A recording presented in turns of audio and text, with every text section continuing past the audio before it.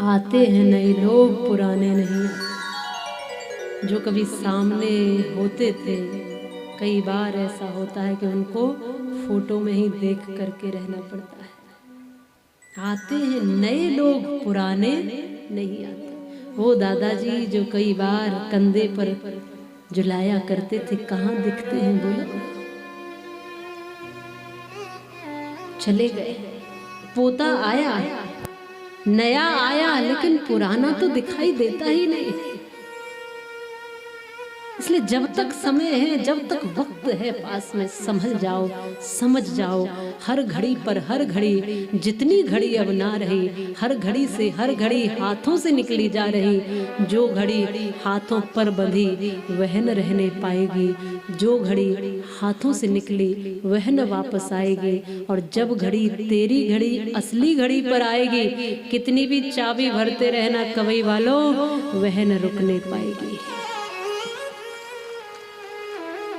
तुम कहोगे कि एक घड़ी और दे दो ना प्रभु, भगवान कहेंगे अवसर खत्म हो गया, समय ही नहीं है। तुम कहोगे बस एक श्वास और ले लेने दो, भगवान कहेंगे इतनी लेकर क्या कर लिया तूने, जो एक और चाहिए।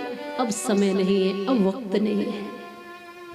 इसलिए वो वक्त आए उससे पहले पहले, वो आखिरी घड़ी आए उससे पहले पहले हर घड़ी को ठीक कर लिया जाए।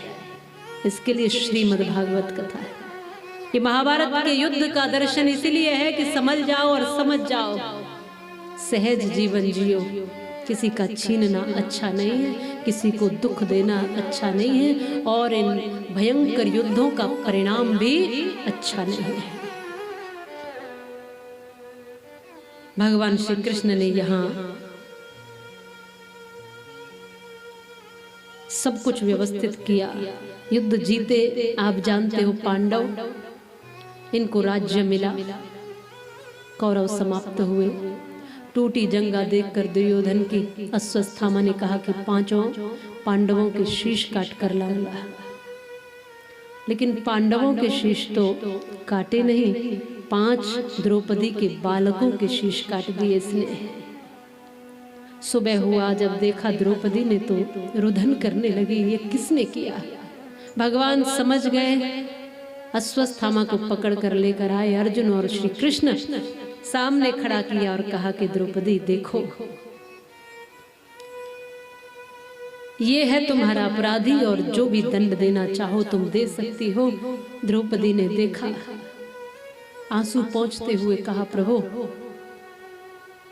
अगर प्राण भी ले लोगे तो भी मेरी संतानें तो वापस नहीं आएंगी, लेकिन कोई माँ है जो रो रो कर प्राण दे देगी।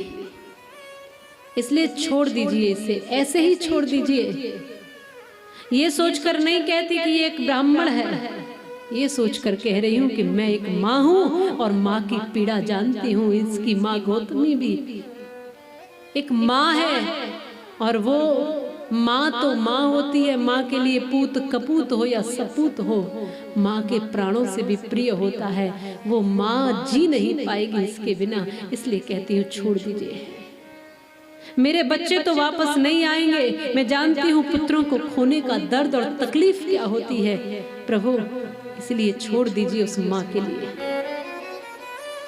एक अवसर दिया था, लेकिन अश्वत्थामा ने तो वो अवसर भी गवा दिया। सोचा था कि बदल जाएगा, सुधर जाएगा, लेकिन अश्वत्थामा और भी क्रूर हो गया, घातक हो गया। अब सोचता है कि पांडवों को मूल सहित विनाश करूंगा।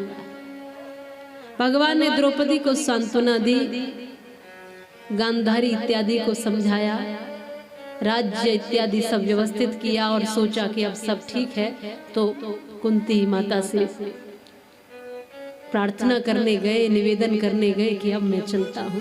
प्रणाम किया कि बुआ मैं अब जा रहा हूँ, अब मेरा कोई काम नहीं है, अब सब व्यवस्थित है, यहाँ पर द्वारिका प्रस्थान है मेरा,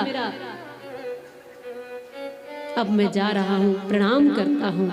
कुंती ने कहा कि प्रभु आप मुझे प्रणाम क्यों करते हो, अब मैं आपको जान गई हूँ, आप सामान्य नहीं हो, अब मैं आपको पहचान गई हूँ। भगवान कहते हैं पहचान गई हो तो मांग लो क्या चाहती हो। माता कुंती कहती हैं कि कुछ भी नहीं चाहिए प्रभु, और यदि जाते जाते देकर कुछ जाना चाहते हो तो दुनिया के सारे दुख मेरी झोली में डाल दो। कारण ये है कि जब सुख आते हैं तो आप दूर हो जाते हो, और जब जब दुख आए हम पर तो आप हमारे पास में थे, तो आप जीवन भर हमारे पास रहो। इसके लिए चाहे जीवन भर हमें दुखों में झेलना पड़े, वो स्वीकार है। अनोखी भक्त है कुंती जी। भगवान ने यहाँ विदाई ली, बुआ कुंती को भी समझाया प्रेम से। जाने लगे, रथ पर बैठने ही वाले थे कि एक आवाज सुनाई दी। भगवान ने देखा रुक करके, तो पता चला कि उत्तरा चीखती हुई आ रही है और कह रही है प्रभु मेरे गर्भ की रक्षा करो। ये उत्तरा कौन है? अभिमन्यु की पत्नी है, जिसके गर्भ में अभिमन्यु का बालक है। पांडवों का ये अंश है, और इसी को अश्वत्थामा ने मारने के लिए ब्रह्मास्त्र चला दिया। गर्भ में था ये बालक, तभी गर्भ में ही मारने को ब्रह्मास्त्र चला दिया। भगवान ने उस बालक की गर्भ में भी रक्षा की है। जाको राखे साइया मार सके ना कोई, बाल न बांका कर सके चाहे जगवेरी क्यों ना हो। भगवान ने रक्षा की, गर्भ में बालक की आशीर्वाद दिया और द्वारिका चले गए।